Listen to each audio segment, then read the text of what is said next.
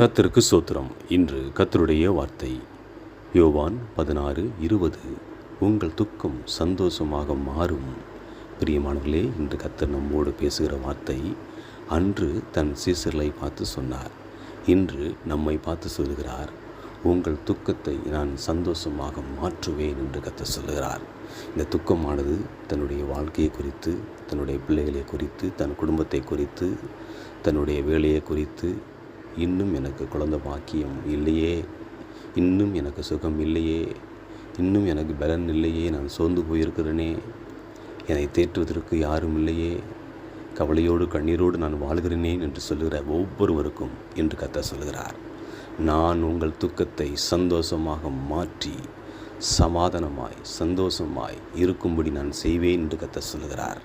நான் உங்களை விட்டு விலகுவதும் இல்லை, உங்களை கைவிடுவதும் இல்லை என்று கர்த்தர் சொல்கிறார். ஆமென்.